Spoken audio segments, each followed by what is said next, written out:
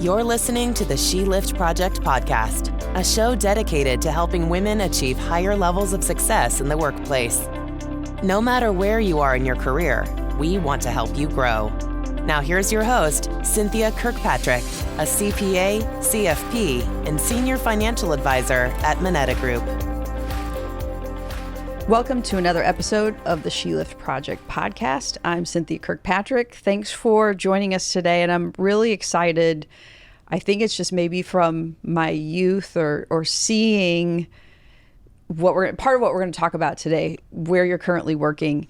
Not only that, but also when we met, it was based on you talking about wine. Again, yes. We'll get into your background, but you're an expert in wine, so how could we go wrong there? And learning your story and who you are, I was just like, I hope I have to have her on the podcast. She's going to have an amazing story. So speaking of it's Nicki Ball. You are currently the COO at Mary Engelbreit, but your journey is one that if people were to write a story, they probably couldn't write the story of your journey, where you started, where you ended up. You're not from St. Louis, like everything you're doing. So anyway, to not go too deep and to talk too long, let you talk. Thank you for coming. I'm so excited. Yeah, thank you for having me. I was honored. I don't even remember we met. I was like, they definitely just want Mary. No, when I really connected to your story of working in different industries, dealing with different people, some areas being male dominated, and if anything, we could just do a whole hour on wine. Because who wouldn't do that? True.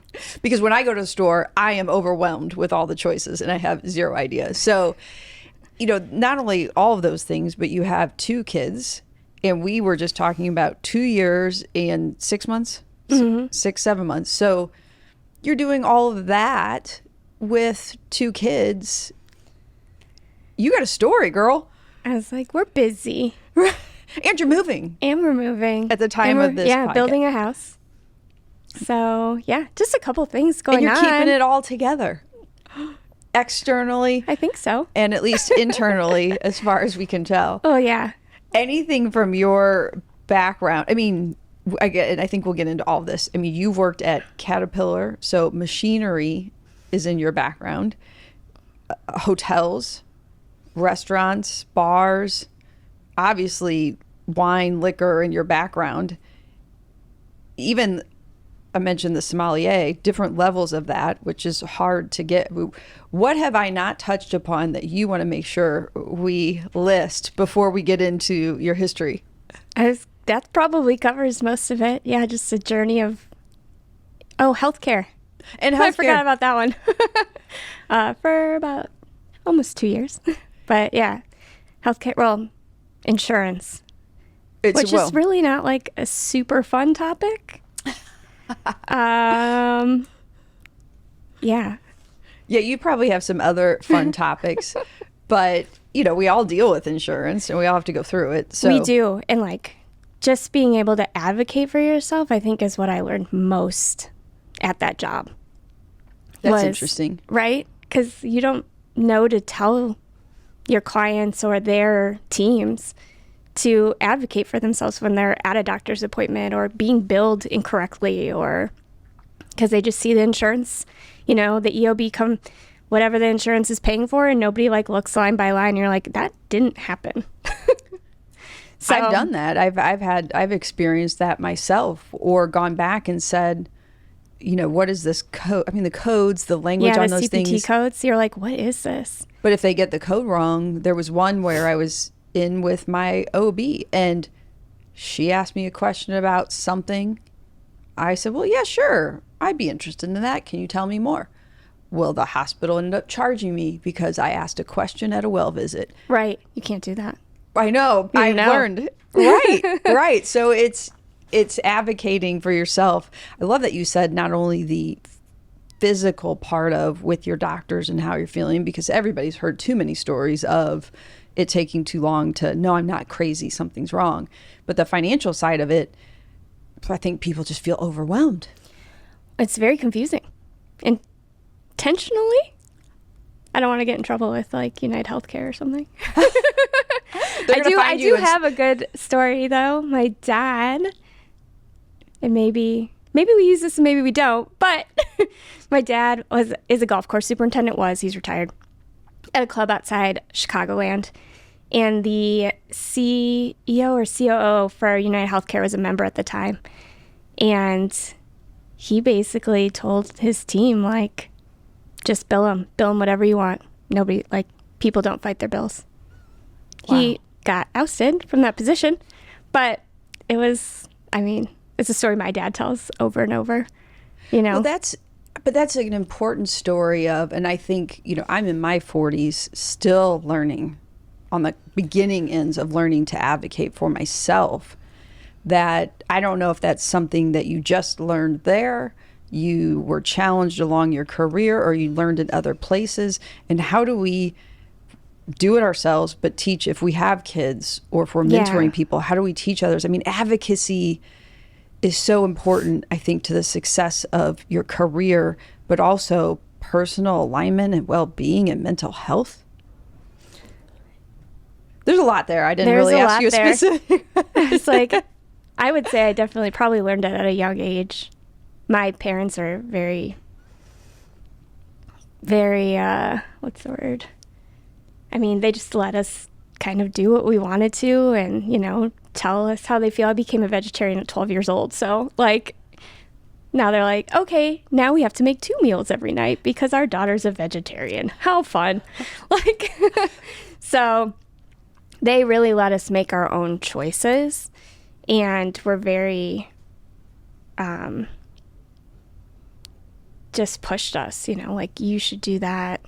If you feel like that's the right choice, you know, make your mistakes, learn from them, which is really great. And if we think going back further, that was probably really out of the norm then for parents to raise their kids. Like, and you have a sister. Yeah. And is that it? It's the 2 of you? Just 2 of us. She's 2 years younger. She's a bit more like my mother. And I'm a carbon copy of my father. So it's funny how that can work out. Yeah. We have 3, and I totally see the difference. And they were all raised by at least physically the same 2 human beings. It's funny how that can work out. Yeah, they're a bit more emotional, I would say. But that's funny. Vegetarian. I mean, I can't let you just say that, vegetarian at 12, and not poke into that a little bit, because I have a 12-year-old right now. So she's 12. She'll be 13 later this year. Mm-hmm. I don't think there's any way. Like, so how did that come about? Well, my dad was a vegetarian for like 10 years. He was also kind of a hippie and lived like in the mountains in California, and then came back to Michigan and went to school to grow grass. So I don't know what he was doing in California, but turf. But the mountains, the Sierra foothills in the 70s was not a golf course haven. Right. So I'll leave that there. And we didn't eat a lot of red meat in the house. And I found out was in a hot dog and, you know, got sick on a gyro, and that was it. And I was like, I'm not going to eat meat anymore. And my parents are like, okay. She doesn't eat meat anymore. Wow. Although my mom kept trying. She still does. She's like, but it just has a little chicken in it. I'm like, lady, it's not really how this works. Just a little bit. All right, we had to tell that story. But thinking about where you're at today, and we're going to get some history and talk about the whole path. You're COO of Mary Engelbreit. What does that mean, COO? Well, in this capacity, it means being in charge of the entire operation. So that's financial, marketing, sales. Mary herself, I would say, is more of our art director. She's the CEO. I don't dabble too much in their world besides keeping it organized and on track. So like almost like project management is a lot of what I do. When I started there was like no system on how they were doing projects. So that was kind of wild. It was like Mary makes a calendar every year. You know, we have a few other licenses, and other than that, people come to work and Mary keeps drawing and they keep digitizing the artwork. So now we're actually using the artwork. You think of Mary Engelbreit, I mean, I would think of it as this probably this big organization, a lot of people there. And so it's somewhat shocking to me to hear. There's 9 of us. Well, that, yeah.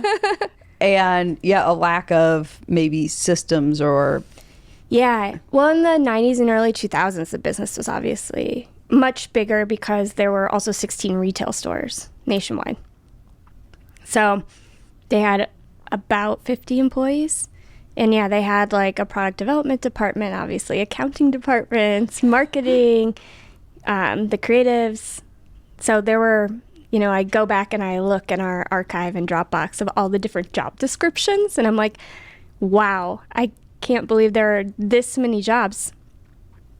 And also now there isn't, but we're still, you know, producing, you know, so many new products. And is that because of software and technology? I think it's software and technology, a lot of it.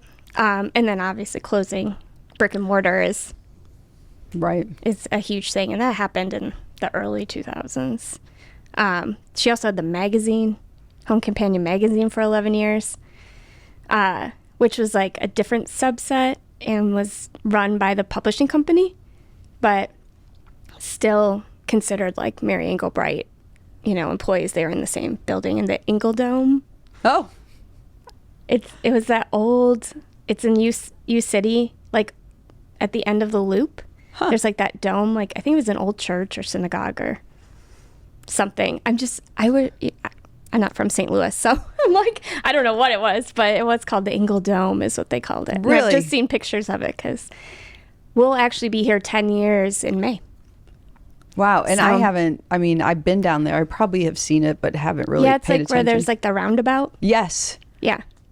Interesting. Angle Yeah, Dome. they were there for years. Learn something new every day. Yeah. Had no idea. So how long have you been with because you said you've been here 10 years. You're not from here. How long have you been with Mary Engelbreit? I'll be with Mary 2 years in June.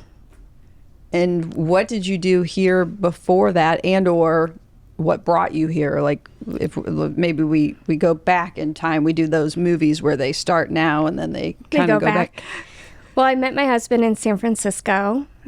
I was working at the Fairmont Hotel then, food and beverage manager. So all around banquets, in-room dining, restaurants, just a little bit of everything. Especially in San Francisco, I'm sure that hotel is wild. I mean, it was built in 1906. It's one of the only things that survived the earthquake of 1906 and fires.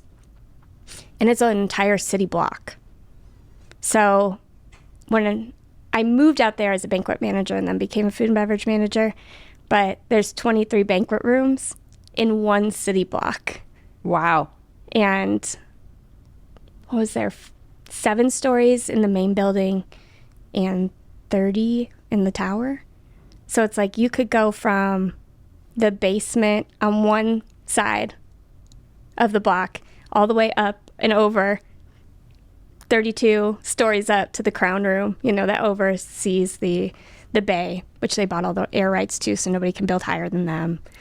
So it's very beautiful, but I mean, just like the walking in that place was insane. In heels, in a suit, every day. I was 24, so I guess I could do it. But but that helps give scale to, you know, you say, oh, I was a banquet manager or whatever. No, that is in my mind a totally different picture of that. I'm thinking, oh, going to, you know, a hotel, big.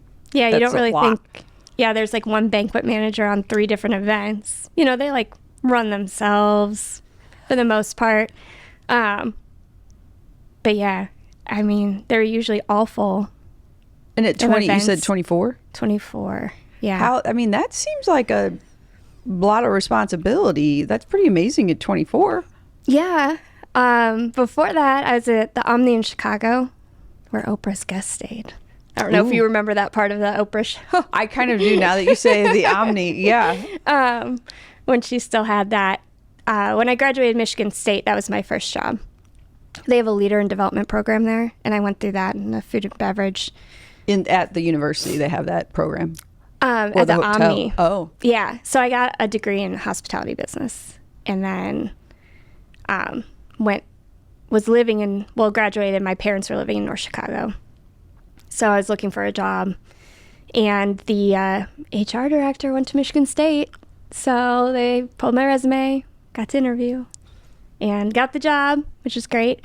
I still talk to tons of people that work there. Actually, my former boss that hired me is over in Kansas City, and he's been all over too. In hospitality, you just travel so much. So I was at the Omni for 2.5 years, went through their leader in development program, and then was a food and beverage manager there. Much smaller property, like 300 rooms. So I have to ask, any cool stories or people you met there? Well, I did deliver room service to Mario Lopez, AC Slater. Yeah, Saved by the Bell. He didn't have a shirt on when I dropped that off. And when I was at the Fairmont, Orlando Bloom walked up to me, and I'm like staring at this guy in the lobby, and I'm like, man, he looks familiar. Why does this guy look so familiar? And then he comes up and speaks, and I was like, oh, because he's Orlando Bloom. That's why he looks so familiar. He's in movies. I don't know him. Yeah, he's not a person back from Michigan or Chicago. No, this I'm is just like staring. Pirates of the Caribbean fame. Barry Bonds stayed there during his trial scandal. Said some inappropriate things. So that was fun. Mark Zuckerberg stayed at the Fairmont when I was there. Some Saudi princes. Wow. Their penthouse is amazing. It's like 3 bedrooms. It's been in like numerous movies. That property in San Francisco was actually the set of Hotel, some like sitcom in the 70s. Huh. So it's just been there forever. There's so much history. The first bar that reopened in San Francisco, actually, after Prohibition, was in the Fairmont Hotel. Wow. So if you want an interesting career that you're going to travel a lot and meet either a lot of people or be in weird situations, hospitalities. Oh, yeah. Go work at a hotel. There's all kinds of stories. I mean, too many to share. What made you want to get into hospitality? Well, it's funny. When I went to Michigan State, I thought I wanted to be a journalism major. I did, yearbook and broadcast journalism and all that stuff in high school. And I thought I wanted to be an editor, like a magazine editor. Because that's what now that I look back, I'm like, because that's what every woman in every chick flick works at a magazine in New York. Which, in hindsight, I'm like, what was I thinking? Anyway, I sat in my first journalism class, Journalism 101, and they're like, you're not going to get paid, and you're going to have to serve people coffee for free. And I was like, well, I'm pretty sure I can get paid to serve people coffee. That's ridiculous. A friend of mine was in the hospitality program there. She was telling me about it. I'd worked in restaurants. I worked at the country club my dad was at, all through high school. So I was like, well, this is kind of a natural fit since I already have experience. Right. So that helps. I, was a bartender in college. In Michigan, you can bartend at 18. So I started bartending at 19 or 20, and that was kind of my path into hospitality and then hotels. And then I worked at a private club in San Francisco owned by a tech billionaire, probably now, which was very cool. It was called The Battery. That's where I got to work for a master somm. But my first day at the Omni Hotel, my boss was like, it was 10 a.m. He's like, okay, we're going to taste wine. I'm 22. I'm like, I don't know what that entails. I grew up drinking Guinness from the tap in the kitchen. Wow, that's a good story that we can share it off air, but my husband would love to know more about. We went to Ireland. He loves Guinness, so that love Guinness. Yeah. It's good for you. So first day, you're day, 22. It's 10 a.m. I've been there like 2 hours. He's like, all right, we're going to taste wine. I'm like, what? Okay. I guess we're drinking. Had you really been like I guess you were had you been a wine person? No, I didn't. They have like a wine class at Michigan State. I didn't take it. I took like advanced finance. What was I doing? I don't know. That does not seem as fun, but that's what I decided to take. Finance is really cool. It is. That's true. We are sitting at Moneta. I took like a real estate investment course or real estate and hospitality instead of like all the fun ones. My sister took all the fun ones. I was like, because my sister also majored in hospitality business at Michigan State. Well, lesson learned, maybe every now and then. Yeah, have some fun. There you go. So they're all swirling and smelling and spitting. I'm like, I can't just spit in this bucket. I don't even know these people. So I'm just taking tiny sips. That was like my first venture in wine. And actually the rep who worked for Southern Wine and Glazer, his wife actually went to Michigan State. Shocking. Everybody from Chicago. I'm like, it's like, wow. East Lansing, Chicago. But, I hung out with him for years.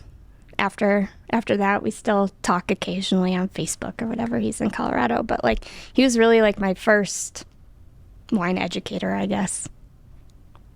Day one. Is that where... the interest sparked? Yeah, so there was, a little, Chicago wine school. A bartender and we went and did that together. And then I was there about 2.5 years, and that's kind of when they're like, all right, what do you want to do next? Where do you want to go next? When you're in management at hotels and you do their programs, they want you to, go see other hotels, move on, do other positions. It's within the same organization. Yeah. You've been in Chicago, now go to San Francisco. Now you were doing the banquets, but now we want you to be manager of beverages. So right. So you kind of just get moved all around. And you can go from F&B to rooms to housekeeping to, probably not engineering at that point, but, it's possible. So that's almost, that's an interesting, seems like a lot of good opportunity to keep learning, building different leadership skills. Yep. As I've gotten older, I think if I were to recommend to my children, find a place, an institution, or move around companies to where you are being challenged with different areas. Yeah. Because that's going to... You learn so much. And in their, at least the Omnis program, they make you rotate through all of the departments. So I was in finance and accounting. You have to there's a big binder. It's probably all digital now, but there's a big binder and all the skills that you had to check off and learn. And then whatever manager you were sitting with had to, sign off for you to complete the program. So the Fairmont had a similar one. So I actually left Omni and went to Fairmont, which is what moved me to San Francisco. Then I met my husband, and we decided to move back here. Because he's from St. Louis. He's from St. Louis, yep. We thought we were going to open our own restaurant. And I did a restaurant opening with Dave Bailey, Rooster South Grand. And then I did another opening, Reed's American Table in Maplewood. And I was like, I don't want to open my own restaurant. Turns out. So what am I going to do? So that's probably what made you realize that? What was the tipping point that you said, no? Well, I definitely, and maybe we edit this part out, I don't know. I didn't want to do it in St. Louis. Yeah. People here, there are a subset of people that want to go out, they want to have a good time, they want to dine, they want to, learn about the food and the wine and what goes together, and that's what I studied, because I did most of my wine education in San Francisco when I was out there. And I was like, these people are just coming to eat. This is weird. Very few of these people are coming to dine. And it's different, And I was like, and they don't want to spend any money. What are we doing here? We're a business. You know, they're like, you know, this glass of wine on the menu said this, and I actually ordered this one. I was like, well, you drank that one, you know. I don't care about changing it, but just so you know, that's not what you were drinking. But that's, you know, that kind of thing. Yeah, that's an interesting point, though. I think for business and experience, you may have your heart set on one thing, and it may be different. And are you ready to change if it's not right for you? And companies are different, cities are different. Yeah, so different. And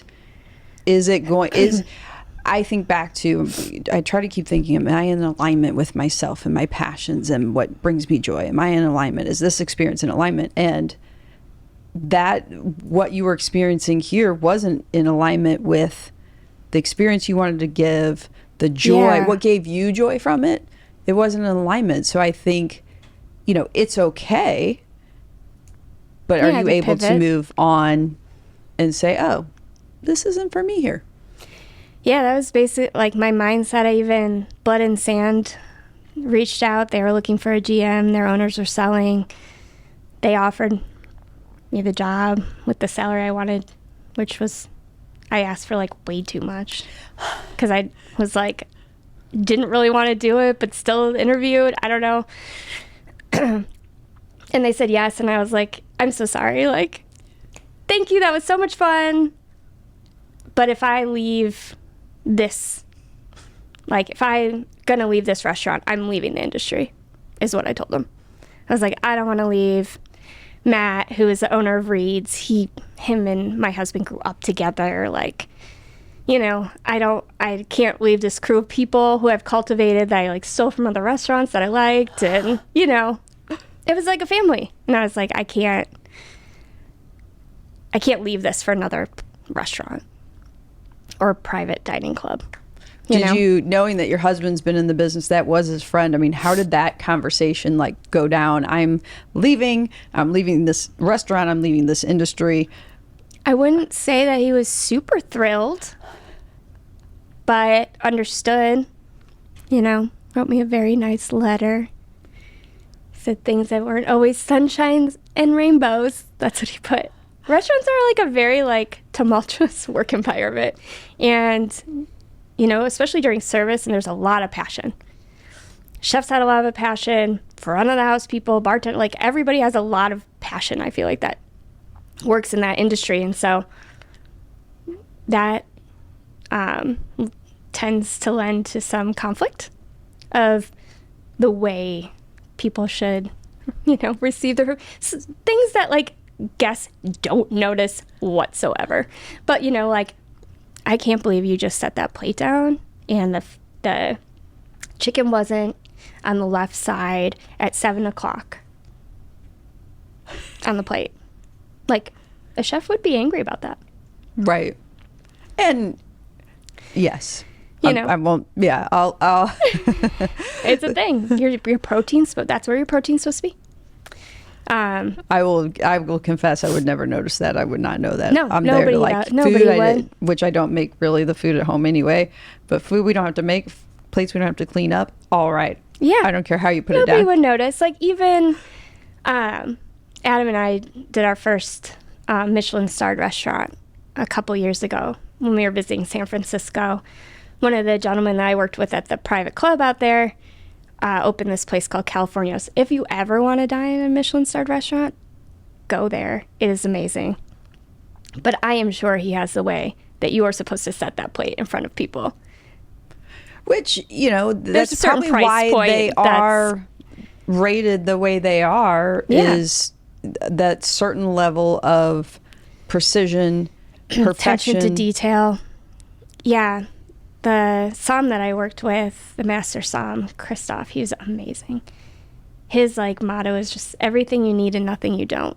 And I always took that. I feel like from restaurants into event planning, into, I guess, everyday conversation, or, you know, just work, like everything. This is everything I need right now. These 4 things aren't important. I need to focus on this first, nothing I don't. Like that can all sit. Wow. That's a good, I don't know what context you used it with wine, but everything you need and nothing you don't is a good context in any part of your life, as a mom, as a spouse, as a boss, leader, in your career, whatever it might be. Focus on everything you need in that moment and nothing you don't. Like no anger. Like, do I need to be angry about this? Nope. Those kinds of things, like especially with spouses and 2 kids under 2. Like, do I need to bring this up? No, not right now. This isn't the right moment. But it's interesting you said it's not the right moment, which means I know I tend to not bring things up because the thought process, I should just deal with it. It's not that big of a deal. Just, be the good girl, fall down for everybody else, and then eventually it comes out some way. Yeah. So it sounds like don't lessen yourself, but find the right time. Find the right moment. Yeah. Like, I don't want to be angry about this and yell about it, I'd rather find a time where I'm like, here it is. And here's my teachable moment, honey. I'm sure he'd feel not super pleased to hear that. But I think, but this is, it's so good and so important to, sometimes they say, step away from that moment, pause, whatever, go away, get whatever you need to get figured out. And I know I prefer to work that way too. It's like, I need to process away from the situation. But don't be afraid to come back, because if you're not coming back to have that conversation, then you're really not being you. You're not being real and open and vulnerable, and you're not connecting at that deeper level. You're staying surface. Yeah, which I don't love. Staying surface is like never anything. But it's hard, especially if the moment's past, say everything in the moment, and then you're like, oh, do I bring it back up? Because now it's going to be like, you always go back into history and bring that stuff up. So it's sometimes it's just easier not to, but easier in the short run not to, harder in the long run. Yeah, I think it probably all depends on the circumstance, like socks on the ground or something, versus like, using your blinker so people know what you're doing. Like, that drives me crazy, right? I'm like, you yell at everybody else for not using their blinker, but now you're not using yours. Do you see how that is kind of hypocritical? Well, I'm in the turn lane. I was like, it doesn't matter. Yes. Well, and that kind of thing. I'm like, marriage and parenting, I think all of that is like somehow it's all business. You're your own little family business. Yeah. Whether it's a business or not, it's still a unit, and learning the skills there and translating them to work, learning skills at work and translating them to home. I'm doing a lot of like communication and leadership training that I'm like, where was this in like the parenting classes? Right. Or the marriage prep classes. They don't give you those. No. Only in the workplace, which is like really interesting. My husband and and our mothers have had a lot of conversation recently about like the education system in the country, and both of our mothers are educators. One math science and the other like reading lit history, so like kind of the broad spectrum. And we got in a very heated discussion over dinner a few months back about what should our teachers be teaching our children, and one is like, well, the curriculum, and I'm there to teach them this, and this. And I'm like, but how was that helpful for our society and they both taught high school. So when they've moved on and now they're in a position where they have to go to work every day, but they don't actually have the problem solving skills or even the communication skills to look someone in the eye and say, good morning, hello, how can I help you? How can I assist you? Like who teaches that? And they're like, the parents. I'm like, but who taught the parents? I'm like, you see the cycle? And I don't know if they've seen it yet. Maybe we'll reconvene. They're all coming back together here at the end of this week. But we'll see if maybe they've thought about it. And, you know, where else do we have an institution where we have the ears of our next generation and we're not teaching them the skills to go out in the real world? Because their parents are supposed to teach them, but nobody taught them either. So, endless cycle. Yeah, and it was a different time, right? Where when I was growing up, like, don't talk back to your parents. You get what you get. Don't ask for what you need because that's selfish and that's like rude. Make sure that you're giving everybody else what they need, their turn first. If your younger sibling wants this. So we were being taught, and I think unknowingly by parents in the systems back then, the opposite of what we need to know and be able to do for being good in business. Right. And how do we break those cycles, especially with so many different generations now working in one place? You really need to be flexible and adaptable across all those generations. Oh, definitely. Yeah, especially with like having Mary's daughter join the team. She's 24. You know, everybody else is in their 30s, 40s, and 50s, and Mary's 71. So lots of different generations. And, you know, she's very direct, which I appreciate. That's one of my favorite things. I'm like, just tell me what you want.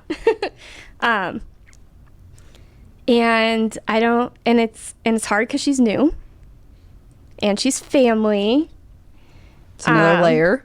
But she's like very proud of she's doing our influencer marketing. So she's very proud of all of the connections she's made, the relationships she's made, and like she's building this department that they never had, you know, and she's so proud of it. And it's so fun to watch, you know, from like my side, because I was like, I remember being 24 and working at the Fairmont and, you know, speaking up for things that I thought should be done differently, and, you know, not having the support of the generations before me, you know, that this is the way it was always done. Whereas she, you know, has my support, has her mom's support, you know, she can really, I think she's going to do great things, you know, for the company, for Mary's legacy, for everything. Do you think that's somewhat of the difference? Like, how did you know or have the skills or the guts to, at 24, speak up for what you thought?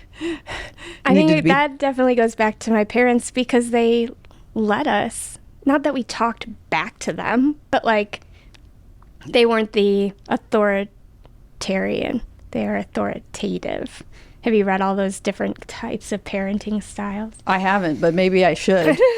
Well, authoritarian is like probably our parents' or maybe a mix. Yeah. Of like, do what I say, don't ask any questions. That doesn't give your children any skills when they're moving on. Authoritative is, you know, you can question things, but you do know we're in charge. You know, like, come to the table with your ideas. They could work. They might not. Let's try them and see. And that's kind of my leadership style. I'm like, let's try it.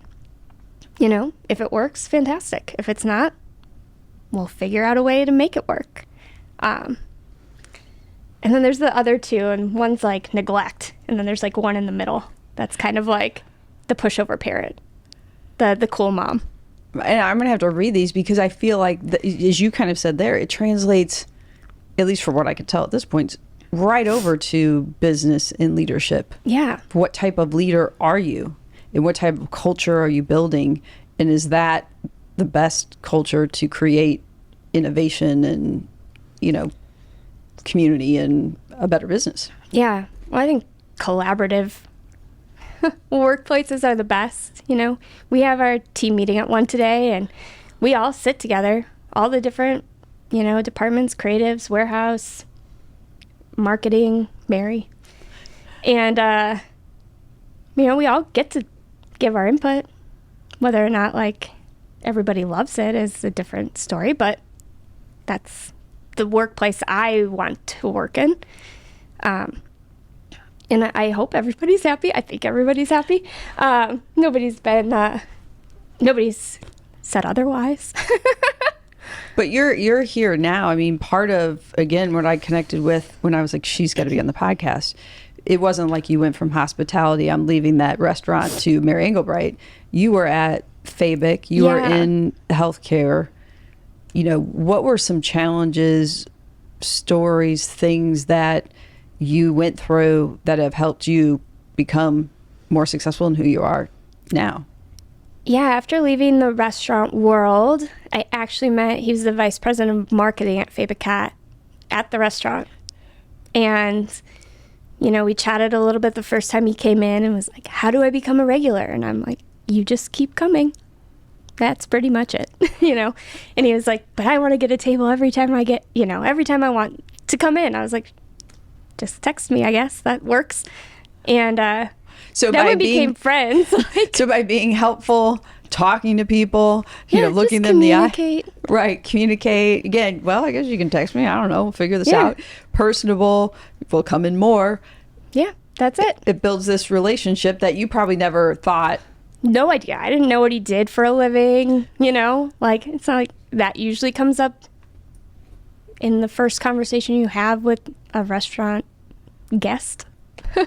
But he kept coming back, and then he actually brought in the COO of Fabic and like 2 other VPs, and there was a table of 8 of them. And I didn't really know that I was being interviewed at the time, but he wanted to see how I interacted with him. And then the next time he came in and said, our CEO is looking for an executive assistant, and I think you'd be a great fit. Will you apply? He's like, I can get you in the initial interview, but after that, like, you're on your own. What do you think stood out to him? Like, again, you weren't looking. You were just, what is it? What did you do? I don't know. That you just get this interview? I knew. This interview and almost job offer without even trying. Yeah, I don't know. I guess being friendly and being genuine. Like, you know, there are days I go in the restaurant, I'm like, I'm not going to talk to anybody. I'm just going to say hello and exchange pleasantries, and like, I just don't feel like being on. That surprises me, but okay, and then we'll go I with get that. there, and I'm like, oh my gosh, tell me more. I'm like, what is wrong with me? Like, I can't turn it off, unfortunately, even though those days where you're just tired and you're just like, I don't want to. I get there and I'm, you know, what was your favorite dish at, you know, last time you were here, and that would pair well with this. And, you know, so many regulars would come in, and I'd have people text me like, I'm on my way, you know, I need to be in and out real quick. Can you place this order for me? I'm like, of course, you know, like, they just become, restaurants are a weird place because everybody just kind of becomes your family because you're eating meals together. Yeah. Breaking bread together. Yeah. But yeah, my interview though I made it through the first 2 HR people at Fabic, and then I sat down in-person interview with the vice president of HR. And first thing she says to me is, I would have never chosen your resume for this job. I'm like, oh, cool. Well, I'm glad I'm here. Glad I made it this far then. Was there a follow-up to this? Like, nope, that was just the first thing she said. And I was like, well, I know I don't have like direct executive assistant experience, but I managed restaurants and multiple events, and they're different every day. And that's like managing a seating chart with reservations is much easier or much harder than managing one man's calendar. Right, because you're managing staff, you're managing events, you're managing food, beverage. But yeah, are they done the wait list? Okay, is this happening? Okay, can we flip this, move this reservation here because they're going to be done earlier? We can get this table in here. Like, the amount of things that go through your mind, honestly, as a host, if you're a really good one, at a restaurant is like, it's just multitasking to the extreme. You know, like, their check's down. Okay, how much left in their drink? Okay. Yeah, I think it's going to be about 20 more minutes on your table. You know, I didn't let anybody, when I opened Reed's American Table, because it was only 90 seats, it wasn't a huge restaurant. I didn't hire a host because I was like, I want to be able to train this person how I want this floor run. So I, as the general manager, played host for the first 2 months the restaurant was open, so that I could be able to train someone exactly the way that I think when I run a restaurant. And, in 90 seats, we could do 3 turns a night sometimes. And we didn't have long hours, 5 to 10. That's a lot of people. So good, yeah. For a restaurant. Good systemization, processing, training, management. So I'm like, okay, I have to just manage one guy's calendar? Like, I don't know. Like, an answer, like, I already know how to answer a phone. She's like, I don't know. I think I'm up for the task. Yeah. And then I interviewed, and she's like, okay, well, it's going to probably be, the CEO, the vice president of product support, the vice president of sales, and the vice president of marketing wants you to do marketing stuff too. I was like, great. And then I ended up helping her team too once I started. But yeah, I interviewed with all those gentlemen, and honestly, because I worked at a country club growing up, the course my dad was at was like members only, invite only. So it's the CEO of Kraft Foods. It's the exclusive CEO, of the exclusive. Very exclusive. And I had to interview with them for a scholarship every year. And I've been talking to these guys since I was 16. So my friend now who got me the job, was like, did you prepare? I'm like, prepare to talk to these guys about calendars? Like, they don't even know how to do their calendar. No, they did. But like, I'm like, I mean, what could they possibly ask me that I wouldn't be prepared to answer? It's like, kind of like this podcast today. I was like, what should I be prepared for? I don't know. To talk about you. To talk. And knowledge and learning. Well, that's all an interview is. Right. And then I just ask them questions back. And, I've been talking to white men in their 50s and 60s my whole life. So working at the club. It's like just a very normal conversation. So it back to our conversation part earlier where you're in school, you don't learn some of these basic, what we would say basic skills of communication, and you were doing that. You were filling that gap with the job and the things that you had from 16 on. Yeah, everyone should just work in hospitality with a good boss. Yeah, that might be the key. Any career, any job with a good leader and a good culture and good values inside of that, I think that can make or break careers. Yeah. And it is very interesting. I think we talked about this before. When you get, on a career path and there's other women, you don't always get that support you think that you are going to. Like one of my first hotel jobs, I definitely thought I'd have more support from, the female leadership above me. And it didn't always happen. Honestly, until I worked at Fabic and the director of marketing, she was the best, I feel like, female leader that I've worked with. So I want to tackle one side of this and another side of this, but one at a time.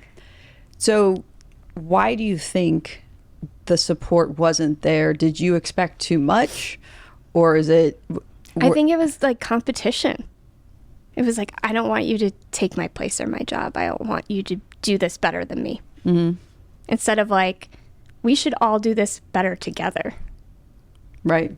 Mindset. That's like one of the things, especially in restaurants, and honestly, now even at Mary Engelbreit, that's why we have our meeting all together, so that like everyone can see everybody's different job and role and how they play together.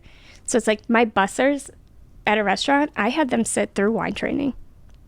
You know what I mean? Like, what if they want to be a server? Why not? Why should I not train them? They're already here. And I think a lot of the time, that competition of, is she going to take my job? Were there any specific stories that stood out that you can share in generality, or? Well, I did have a female leader ding me on my review for wearing red ballet flats with my black suit. What was the ding, that they were flats or that they were color? They were red. That wasn't part of the uniform or the dress code. So I took it to HR and I said, where in the dress code does it say that I can't wear these? Because nobody's told me to my face. Like, it just got written up in a review. Like, I don't feel like this should be in here. Doesn't say anywhere in this handbook for the hotel that I can't wear red flats. Like, What'd they say? ballet slipper flats. What was She's her like, answer? you're right. I'll have her take it out. It's like, thanks. And you It's had just like petty. I'm like, why? And you had the guts, though, to go, and instead of say, this might be more difficult than it's worth, it was like, no, I know I was in the right. There is no backup for what this was. And dang it, I'm going to take the chance and I'm going to stand up for myself. Yeah. Definitely comes from my parents. That's the only place I can think it could come from. But yeah, I mean, at a young age, I've always kind of done that. I had an English teacher who didn't like me that much. And, we had a test and there were her like 3 favorite students that forgot to flip it over and answer the last 5 questions. My mom always tells this story because my mom also is a teacher at my high school and worked in the same department. And she was like, I think I'm gonna let these students have 5 bonus questions because, it's not really fair. They forgot to flip it over. I was like, you told us there was a backside. Like, I, raised my hand. I was like, you told us there was a backside. They forgot to flip it over. If they get 5 extra questions, so should everyone else. I was like, she's like, Nicki, you got a perfect score. I was like, I don't care. Like, that's not fair. Like, if they get it, then everyone should. So she didn't super love that either. That's a great Told story. my mom. What did your mom say? My mom's like, well, she's right. Right. That does seem fair. Well, it is interesting because I've had some times with my kids who I've told them, go to the teacher. Like, well, every time I do, and granted, I don't know how they're saying it, but I'm trying to work with them to say, as we talked earlier about being an advocate, being able to ask questions, understand why. Like, why are they allowed to do that, but we're not? Like, I want to get and maybe at the end of the day, you're not in charge. That's what it is. But at least having the ability or the guts or the whatever to say, no, I'm going to ask this. I'm going to stand up for my side of all this. And it's like the you're red asking shoes. the question, teacher. If you didn't want to hear the answer, you shouldn't have asked the question. That's what I told my mom. I was like, she's not wrong. So there's as a tiny, small, petite person, there's a little bit of a rebel streak A little in you. bit. I just like things to be fair. I get you. And a fair playing field. And life is not like that. But if there's a circumstance where it can be, why isn't it? And why not speak up? Right. Right. Especially, if it's not fair. Right. Well, you mentioned was it the marketing manager at Fabic? Jill. What was so, it sounds like she left a really big impression on you. What did she do that was so great? Well, she is also very genuine. And there wasn't any sort of she's very sure of herself, very confident in her role and her duties. And there wasn't any sort of, and maybe it was that we are in 2 different places in the company, but everybody that works for her, I felt like in her department, always felt like they could go to her, she would advocate for them, and she would bring them up with her. So doesn't seem like she had that fear of competition or taking my spot. And if she could learn something from someone else, she did. And I think that's really big too. Like being able to admit well, I don't know how to do that. And this person does, and they're really good at it. So I'm going to let them do it. I don't need to. I'm a leader. I can delegate that. And being able to say I don't know how to do that is hard. Well, and again, gosh, so many good things as we're talking. I think about with my kids who they know social media, and they're like, well, we do this podcast. Like, okay, Mom, here's what you got to do. you got to make some shorts. You got to put it on TikTok. And I'm like, no, I don't know any of that. I don't want to know anything. I don't have time to know any of that. No. And then I'm just like, go talk to your father. He's the video guy. Go talk to him. I don't think they do go talk to him, and he's got enough on his plate, but they, anybody anywhere out there can teach you something, some way, somehow.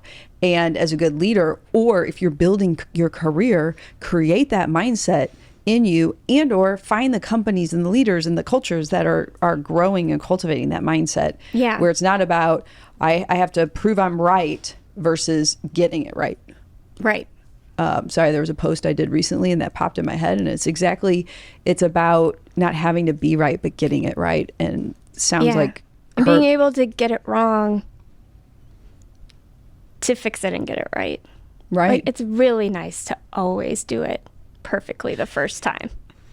Strive for that, but it doesn't always happen, Especially if you're trying something new that's outside of your... we don't know if this marketing tactic is going to work versus this, but we have to try it to see if it does, because we could be missing a whole demographic of people we didn't know that, Mary has fans of, so like one of the things we're trying is, for our influencer marketing is like, dads.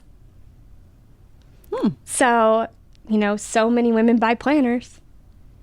So why are these influencers not talking about Mary's planners to their other dudes, the other dude dads that follow them on Instagram, TikTok, whatever, And that's an entirely different market that we've never sold to. Yeah, that's interesting, especially right? like As you gifts. think Mother's we're Day. A giftable company. That's, what we make is mostly gifts. So, or personal products that you buy for yourself as gifts. But right. Cards, T-shirts, hats, tumblers. We have so many things, craft kits, wooden building kits. We have so many things that we've licensed Mary's artwork, or we make ourselves. But so many of them could be, men buying them as gifts versus just women buying it for themselves. So who would be, again, I'm in my 40s, like the whole influencer thing. I don't really follow, or maybe I don't know that I know what an influencer is, but you think about a dad influencer, who would that be? What would be one person you would be like, oh, this is going to be a great dad influencer? Well, I don't know if you follow Dude Dad. He's very funny. I don't think I do. I follow like this group of guys that are up in Wisconsin. Charlie Barron's, he's a comedian, and he's got that Instagram. He's got the Manitowoc Minute, and I forget what the other one. It's like Ope something, but it's like very Wisconsin. And I was born up there. So I really gravitate to them because it is hilarious. Like he's on there making a Wisconsin old fashioned, which is brandy and 7-Up. My dad drinks them. They are disgusting. They are so sweet. But there's an entire state of people that drink them. And he's doing that and like doing his census or something crazy. So like, he's like, make sure you mail in your census. But they have this like very Wisconsin accent. So I love those guys. I think they're hilarious, everything they make. And so they could put something out there and be like, hey, gift ideas. Hey, like, yeah, we just put mom on a dad hat. So we're like, for Mother's Day, and it's like Mary's writing and like a little heart, and it's very cute. I ordered myself one. And I think it's like, my husband would buy that for me if he bought gifts, but he doesn't. We won't go there. That's a thing that we don't do. I don't like to get them. He doesn't like to buy them. It works. That's why we work. So I was like, we could go there because it's very mutual. We're like, don't buy me anything. We're adults. If we want something, we'll buy it ourselves. And then I think a lot of people naturally get to that point where you're just busy, and I mean, size, what do they really want? What do they already have? I have no idea. And the stress of it all. And then it's like, you're going to end up probably fumbling it most likely anyway. Yeah. So let them get, Yeah, let's just go out for dinner. Right. Get a nice bottle of wine. There we go. Yeah, that's usually let's just go to dinner. So you're at Fabic.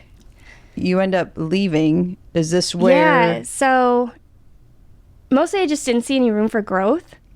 I felt like I had maxed out, the salary that they were going to pay an executive assistant.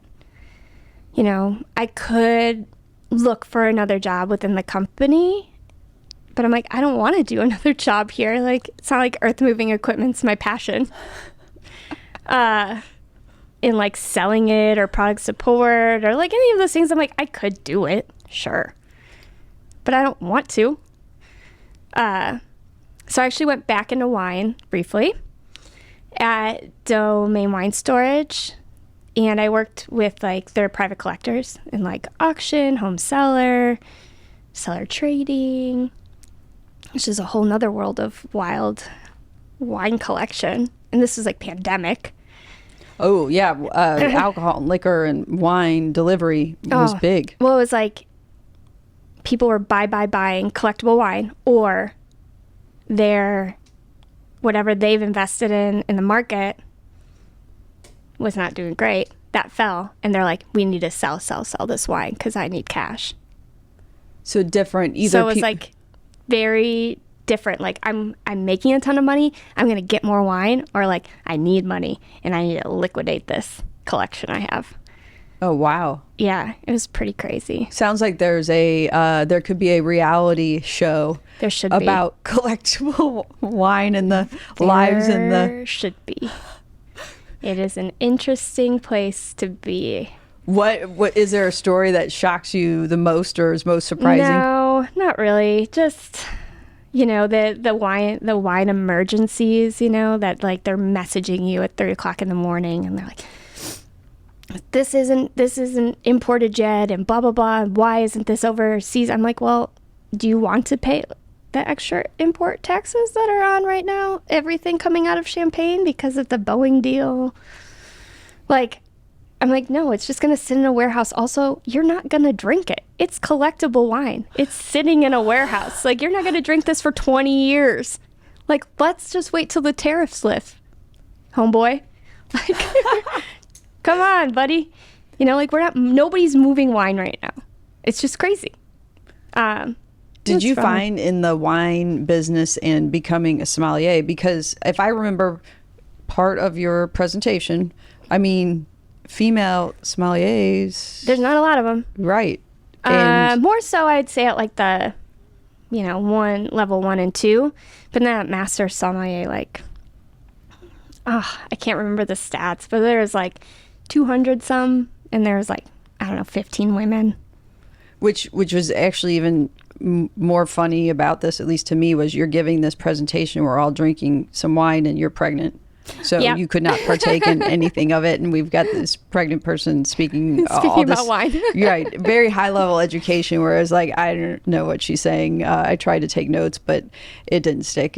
So you said of 200, there's maybe 15 women. Yeah, and that might be a really old stat. Yeah. But I know that's what it was. I don't know, 6-8 years ago.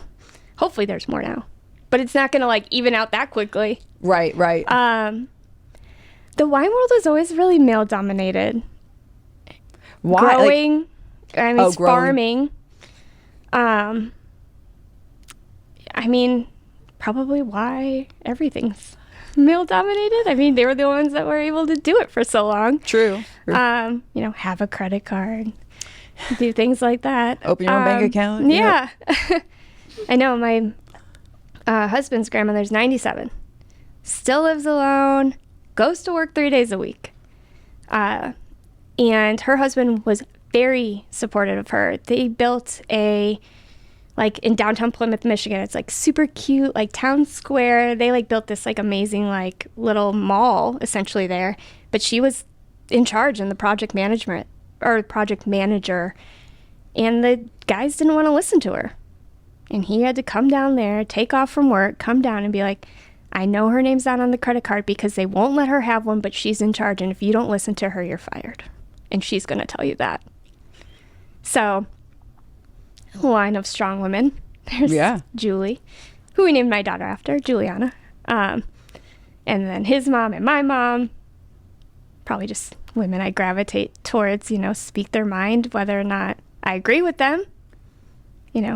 That's how we get better, I think, as a society, as a team, in the workplace, just everybody's different opinions, and being able to say them without feeling bad or like there could be a conflict. Or what I read about is psychological safety, to where you build that organization or culture or community or team or whatever where you're safe.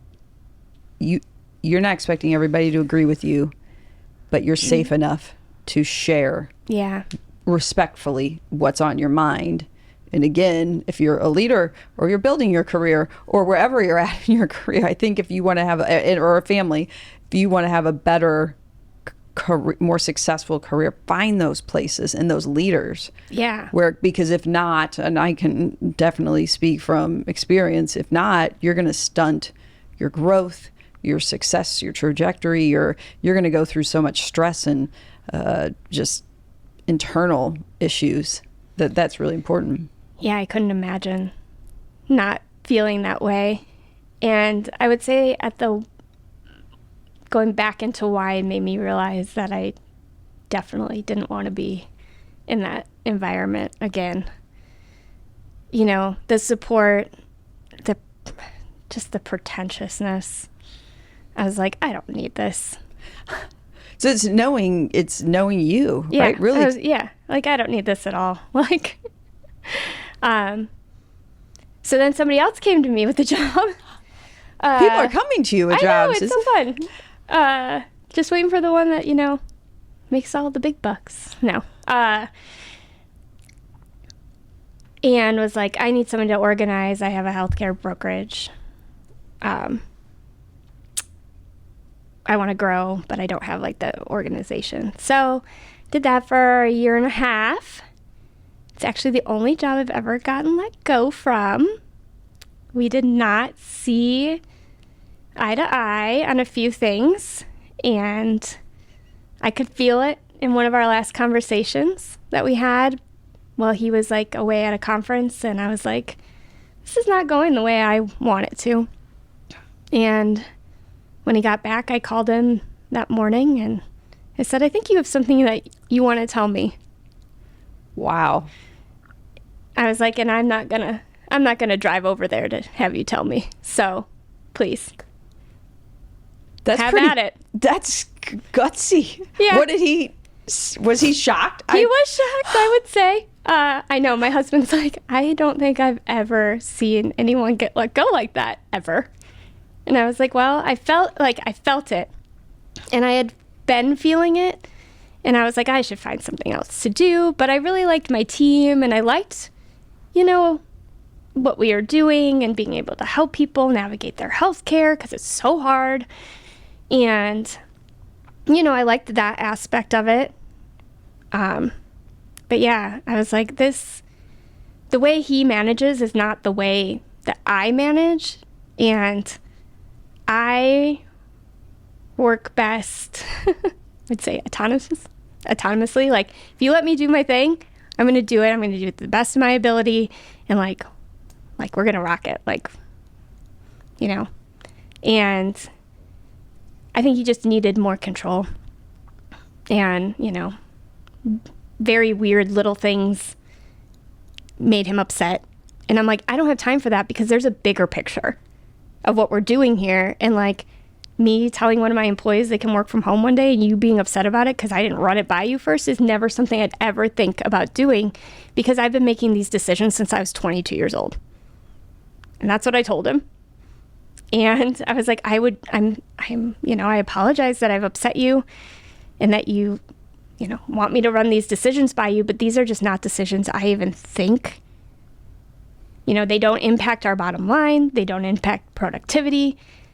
So they're non-issues for me. And if they're going to be issues for you, then we got to figure out how to work better together, I guess, on this, because I can't run everything by you. We're busy. So looking back, anything you would do differently in that? No, not at all. Maybe quit earlier. Yeah. But really, a year and a half, that's not that long. No. The yeah, you're not at a place for that long. And actually, one of my bosses at Fabic left, and he went to a marketing firm, and he had offered me a job again to go work with them like 2 months into this new job. And I'm like, I can't just leave. I just started. Like, I'm just learning. I became a licensed healthcare broker. Like, you know, I just started, you know. So that's when I got offered the Mary Engelbreit job. I was looking, and I had, you know, some severance. So I had some time, and my buddy at the agency was, you know, if you don't find anything, let me know. We'll put you on contract. We'll get you in here and get you working if that's what you need. And Mary's son came to me and was like, I need somebody to run the company. And I was like, I don't know anything about art licensing. He's like, you'll learn. I'm like, okay. And that's how I wound up there. And it's so much fun. Like, I don't think I've had this much fun, like, at a job, like, possibly ever. Why? And working in restaurants is fun. Right. You know, there's wine, there's shots. You're 22, Yeah, drinking you're at 10 young. a.m. Yeah, no big deal. Just the creativity and just all the different projects, and just Mary's, like, iconic, you know, status to so many women. You know, especially women artists. Like, being able to, like, watch that has been really cool. One of the things that we started doing early 22 was working with other female artists and collaborating with them on what they do. Yeah, I noticed that when you'd come, there were different businesses, and it looked mostly female, Yeah. 99% or whatever, in somewhat, whether it's clothing, little kids' clothing, or Yeah. I don't know, I could have that all wrong, but I thought Nope. that's really amazing and fantastic to take what you guys know and your success and try to help Yeah. these other women business owners, companies. Yeah, and it's been so fun because we get to see Mary's artwork translated in so many different ways, you know, even ways that she can't think. So we just signed a really cool license, and we haven't seen the product development yet, but they make like woven decorative baskets and wall pieces. And, you know, I had posted on like a women's forum that we were looking for some partners in like home textiles. And she was like, my mom had a Mary Engelbreit kitchen growing up. Like, I want to do something with you guys. So, like, you know, and they sell to all kinds of independent boutiques, but also like Anthropology and West Elm and those kinds of stores. And it's like, whoa, cool. I don't know how this artwork is going to translate. I can't wait to see it next Friday. Like, so excited. But Mary's like, I don't know either. I was like, she's got a vision. Let's see it. You know? So it's like so cool because that like just really resonated with her because, you know, her mom and, you know, grandmothers. And I think that's a really cool place that we're in right now is like all these women are holding positions of power that remember, or power and decision making, you know, that remember Mary Engelbreit from their childhood and like that nostalgic place in their heart that their mom always had the calendar, their grandma always had the calendar, they had Mary's this or they had Mary's that. And now we get to work with them, you know, and recreating something new. It's so cool. A new regenerative whatever experience, and it's all those things that those touchy-feely things that you're recreating that this world is a little short on. All of that, just community and love. The power. You know, recreating all those touchy-feely things in the community and the love. Yeah. I bet there's... I mean, but it goes back to everything you're saying here, and I loved a lot of the stories and things along the way is going back to really who you are and what is what you thrive off of in those moments. Whereas, you know, maybe at Omni and Fairmount at that time in your life, that's exactly where you needed to be. Mm-hmm. But at different places, you got back into wine, and you're like, this type of restaurant aura or community is not the one I want to be in, and I'm going to make a shift.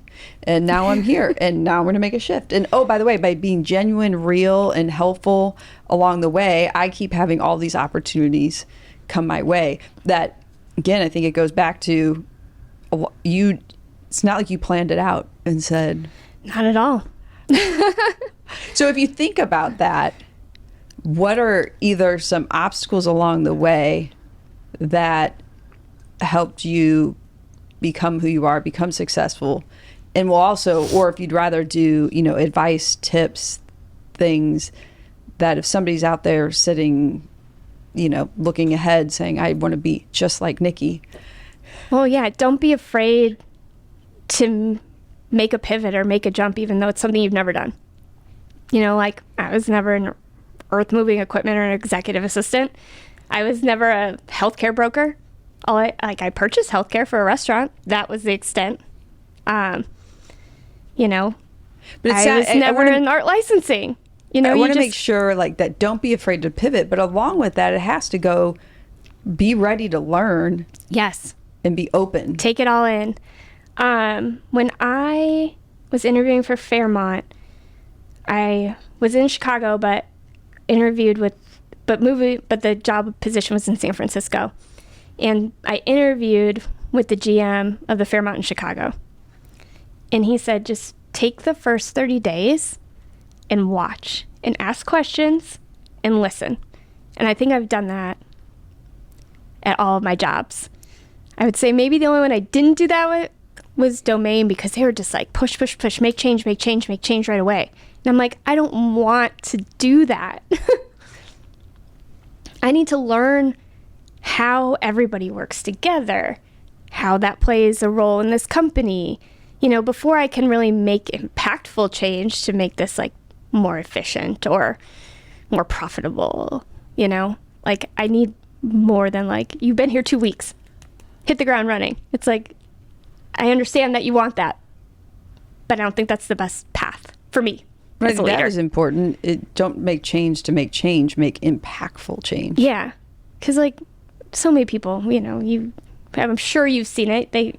A new leader comes in and everybody gets let go, or it happens incrementally, but people get pushed out. But the people that have been there the longest know the most. Mm-hmm. Right? About the culture, about the industry, the product, wherever you are, whatever you're doing. It's why not learn from them? And being a 22-year-old manager, all of my, people that I worked for was double my age. Wow. I've been working, for double my age. We didn't even touch upon that. I mean, that's a valid point. I bet you there were some who saw you coming in young, woman, shorter. I mean, just and nothing against short people or anything, but I think, petite, young little girl coming in as now my leader. But there were some obstacles and some maneuvering you had to do. Yeah. You just have to be genuine and be I'm here to learn how this all works. And let's, if there's things that aren't working, that's something I need to know. How can we do it better so that everybody here is happy? Nobody should go to work and not be happy. So the CEO at Fabic was during my review, he's you come to work to every day happy. And I was is there a different option? I didn't think there would be a different option. I thought I was supposed to come to work every day happy, because if I didn't come to work every day happy, I wouldn't be here. I'd leave. And that's maybe why I've made so many pivots, is because I'm okay, this isn't fulfilling anymore. This doesn't serve me. I want to do something different. This doesn't make me happy to come here every day. And I'm not willing to make that sacrifice in life to not be happy every day. Oh my gosh. Yeah. No. Yeah, you need to bow. And I mean, it seems but so it's not easy. simple. Yeah. You have to be willing to go into something and know nothing about it and be in charge. You're all right, cool. How do you think you learned to be in charge? Because there's lots of things where it's, oh, you were told, okay, you just move up the ranks and that's what your career should be. And you should want to be a leader and everybody should end up being good at being a leader. But there's not a lot of good training for leaders. Well, I'll tell you, my parents will say it was when I was 2 and I was going to the babysitter and they started calling me Nicki. And I came home to them because they called me Nicole. And I said, no toll, Nicki. I was 2. So I think that might have just been in the DNA. I don't know. But my daughter might have a little bit. It's terrifying to see. It served you well. It did. It has. It just may give the parents a little bit more angst. Well, my mom will actually say, my sister and I, she's like, compared to a lot of high school, because she taught high school for 38 years. Compared to a lot of high schoolers, you guys were like little like angels. I mean, my parents had rules. And if you follow these rules, this is what you get. If you don't follow them, if you don't like one, we get to talk about it. It's that open, like, as long as there's the trust there and the open lines of communication, it can all work. And, for the most part, I did what my parents told me. They're like, don't do drugs. I'm like, okay, done, check. Don't, I don't know. They are pretty lenient about drinking. I'm sure some of it probably too was sharing the intent, but the intent like, of these as long rules. as we're in the know and, you're 18, you're about to go off to college anyway, we all know what's going to happen. You might as well do that in the safety of your own home so you can learn. My best friend's mom actually had the same outlooks. They're like, we'd rather you learn your tolerance and how to act and be able to hold your own, especially in class or out partying or being able to, this is my limit and it's time for me to go home. This is my limit. It's time for me to speak up. Like, all of those things kind of go together, I think. Well, and your story there, I thought, and I wrote, again, it's like life, learning and growing in a safe place. Yep. With speaking up and having allies. I mean, I don't know, you've gone out and you're like, okay, I remember my 21st birthday. They're like, oh, we got you. We're going to celebrate and we're going to make sure that you come home where you're supposed to come home. And so through life, having those people that are, one, yes, you should speak up and know your limits. And then, oh my gosh, I mean, it's such a good story for life and business. Know your limits. Don't go beyond them. If people are going to go beyond them, then you need to get out of that situation. Have allies along the way who are going to help you along, be in a safe, learning, trusting, open lines of communication. And advocate for yourself always. Yeah. And even just like I'm in the hospital with Russell. I had to have an emergency C-section. We're back in the room. It's midnight. 5 a.m. This woman flips on the lights. She isn't in scrubs or a uniform. She doesn't have a name tag on. She's like, I'm here to get blood. I'm like, blood from who? Like, I'm post-op. Not that many hours. I'm like, blood from who? She's like, your blood. I'm like, my nurses were just here 20 minutes ago. They said nothing about me. And also, I am like a fainter. So I'm like, they said nothing to me about needing to get blood work done this morning. So I'm like, hitting my button, and the nurses come in. I'm like, and she leaves. I'm like, somebody just came in needing blood work? And they're like, oh yeah, you have to get blood work done post blah, blah, blah. I was like, well, did you know she was coming? And they're like, oh yeah. I was like, well, why didn't you say anything? I'm like, it's 5 a.m. I'm asleep with my newborn baby. Like, who, me? Him? Like, what are you looking for? I was like, she doesn't have a name tag on. Like, she's not in scrubs. There's no, like, branding on whatever she's wearing. I was like, I didn't know who she was. Wow. And I ended up telling, like, the nurse, because they come around, like, 12 million times. They're like, how's your stay here? Like, so fantastic. I've never had a better stay. And I told her, and she's like, not many people would even speak up. And I'm like, oh, I didn't know who she was. I didn't know what she was supposed to be doing. Crazy stuff happens in hospitals all the time. Who knows? They could have been trying to take my arm or something. I don't know. No. Post, whatever it is. Wherever they send you after you have your baby. Right. But that's true. Yeah, it's like so scary. And if you don't say something, like, you know, you have to be able to just speak up if it doesn't feel right. And so many of us have that internal beacon or whatever that's going to say something seems off. Yeah. But again, women, you know, especially women, I think, don't listen to it. You don't know what you're talking about. Just play nice. Yeah. And something happens. Whereas, yeah, okay, that person really was there for that. Yeah. They were there to do the right thing. Who knows? Yeah. Who knows? And yeah, better to do that. I'm not even sure. It's just, I'm not even sure how to pull it all together. I'm going to listen back to this again and again, and I'm going to be like, wow, my mind's blown. I mean, some of the things I wrote down, you know, everything you need and nothing you don't. Advocate, being genuine. I mean, I think that's why we got along. I knew always be genuine. That's what I try to be confident and sure of yourself. That's who the marketing person at Fabic was.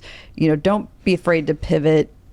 Gosh, watch, listen, ask questions, open to learning, trust, open line of communication. I think from here, I'm going to be able to walk away trying to be a better person in all, but better parent, better leader, better advocate for myself.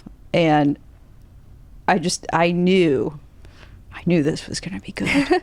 And so I thank you for sharing everything that you shared, and you were so open and honest and vulnerable. And I know so many people are going to pick this up and think, oh my God, I just learned so much. I hope so. I'm sure they will. But finding you, I mean, I know you're on LinkedIn because we're there. I know you're on Facebook. I know Mary Engelbreit's all over the place. Not that maybe you'll always be with them. Maybe you won't. But I hope, like, in some capacity, forever. Right. Well, it sounds like it. You truly enjoy it, and you found your place of joy, and you can go to happy. You can work happy every day. That, again, and Instagram also, and website. So if somebody ends up, you know, knowing a line or something where Mary Engelbreit could be a part of what they're doing, find you, reach out. Yeah. Shoot me or slide into my DMs. That sounds so That's cool. What the kids say. Slide it into my DMs. I don't know if they really say that still. They probably don't. That's funny. I'm going to have to go home and use that. And then I have almost 3 teenagers, and they'll all be probably like laughing. They'll be like, just roll it right. That was like, so, like, she's definitely a millennial. Yeah, she's so old. Well, thank you. Thank so you. much for, this is like I fun. said, everything. It's been a blast. The connections we've had along the way have been a blast. And I think we all just have so many stories and connections and tips and advice that, you know, building that better community through sharing. So thank you so much for being willing to join me on this weird journey. This concludes another episode of the She Lift Project podcast. To hear more episodes of the show, subscribe wherever you get your podcasts. And to learn more about our mission of helping women reach higher levels of success, visit sheliftproject.com and sign up to receive the latest news, ebooks, videos, and more.